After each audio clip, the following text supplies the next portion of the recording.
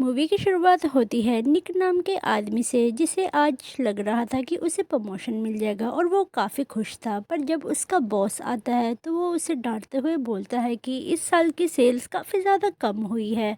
साथ ही वो बोलता है कि हमें लेडीज़ प्रोडक्ट बनाने चाहिए क्योंकि उन्हीं की सेल इस साल काफ़ी ज़्यादा हो रही है। इसी के साथ हमें डार्सी नाम की लेडी दिखाई जाती है जो कि काफ़ी अच्छा परफॉर्म कर रही थी। तो निक का बॉस डार्सी को ही प्रमोट कर देता है, जिससे निक काफ़ी ज़्यादा नाखुश होता है और काफ़ी डिसअपॉइंट हो जाता है। इसके बाद निक जाता है अपनी एक्स वाइफ की शादी पे, जहाँ पे वो उसकी वाइफ और उसके नए हस्बैंड को ब्लेसिंग्स दे रहा था। तभी निक की एक्स वाइफ उसे बोलती है कि तुम कुछ दिन के लिए एलेक्स को अपने साथ रख लो, क्योंकि वो दोनों जा रहे थे हनीमून में। एलेक्स दरअसल निक और उसकी एक्स वाइफ की बेटी ही होती है। अब सीन शिफ्ट होता है ऑफिस की तरफ। डार्सी सभी को बोलती है कि हम सबको लेडीज के सामान को थोड़ा ट्राई करना चाहिए, ताकि हमें लेडीज के माइंड का थोड़ा पता चल सके और हमारी सेल्स भी बढ़ सके। के बाद डार्सी सभी को एक एक डब्बा देती है जिसमें लेडीज का सारा सामान था, मतलब इनरवेयर से लेके मेकअप तक। तो निक जब घर जाता है तो वो टीवी देखते हुए सोच रहा था कि डार्सी के सामान को ट्राई करना चाहिए। तो वो शुरू हो जाता है।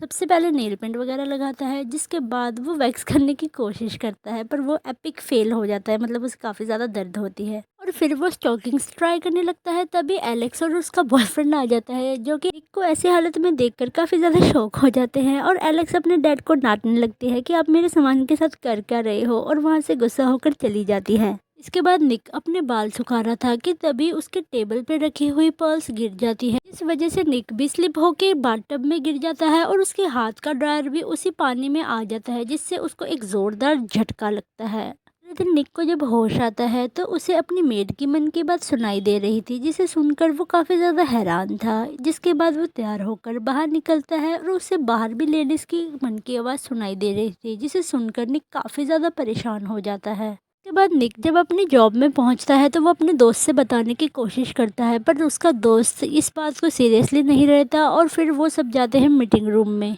जहाँ पे निक डार्सी की मन की बात भी सुन पा रहा था और उसे समझ आ जाता है कि डार्सी भी काफ़ी ज़्यादा नर्वस है इस मीटिंग के लिए। निक भी काफ़ी ज़्यादा परेशान हो गया था अपनी इस एबिलिटी के कारण। जिसके बाद वो घर चला जाता है और घर जाकर वो देखता है कि उसकी बेटी एलेक्स अपने बॉयफ्रेंड के साथ लपा-झपा कर रही थी, जिस कारण निक काफ़ी ज़्यादा गुस्सा हो जाता है एलेक्स से और उसके बॉयफ्रेंड को भी वहाँ से भगा देता है। और फिर उन बाप बेटी के बीच में काफ़ी ज़्यादा लड़ाई हो जाती है। तो एलेक्स भी गुस्से के मारे वहाँ से निकल जाती है। जिसके बाद निक दोबारा से अपने आप को झटका लगाने की कोशिश करता है और बारिश में बाहर निकलकर ड्रायर को हाथ में ले लेता है, जिसकी वजह से निक को जोरदार झटका तो लगता है। पर जब वो अगले दिन उठता है तो उसे पहले तो किसी की आवाज़ नहीं सुनाई देती, बिकॉज उसके आसपास कोई लेडी नहीं थी। पर जैसे ही वो थोड़ी भीड़ के इलाके में जाता है उसे काफ़ी सारी लेडीज़ की आवाज़ सुनाई देने लगती है, जिस कारण वो काफ़ी परेशान हो जाता है। इसके बाद निक जाता है साइकेट्रिस्ट के पास, जो कि उसे अपनी कंडीशन बताता है। तो साइकेट्रिस्ट उस पर पहले बिलीव नहीं करती, तो निक उसके मन की बात उसे बता देता है, जिसे सुनकर साइकेट्रिस्ट तो जैसे पागल ही हो गई थी। और फिर वो बोलती है कि इसका तुम यूज़ करो एज एबिलिटी की तरह। इसके बाद निक पहुंचता है जॉब में, जहाँ पे वो रिसेप्शनिस्ट के साथ थोड़ी फ्लर्टिंग करता है, जिसके बाद वो पट भी जाती है और निक को आता है थोड़ा कॉन्फिडेंस। जिसके बाद वो जाता है मीटिंग रूम में,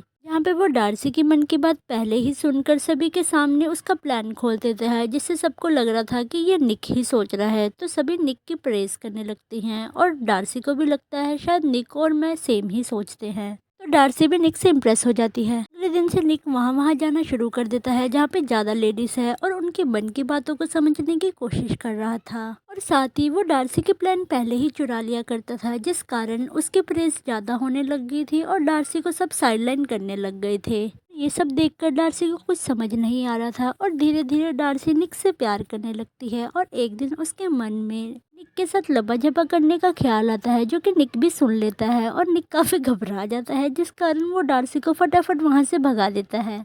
पर निक भी डार्सी से प्यार करने लगा था, तो वो रिसेप्शनिस्ट को जाकर उसे सारा सच बता देता है और उसे माफ़ी मांग लेता है, जिस कारण वो रिसेप्शनिस्ट भी उसे कुछ नहीं बोलती और उसे बाय करके चली जाती है। अगले दिन निक की प्रेजेंटेशन थी, जहाँ पे उसकी प्रेजेंटेशन सभी को बहुत पसंद आती है और डार्सी भी काफ़ी खुश थी। और इसी के साथ ये मूवी यही खत्म हो जाती है। Thank you for watching, bye bye.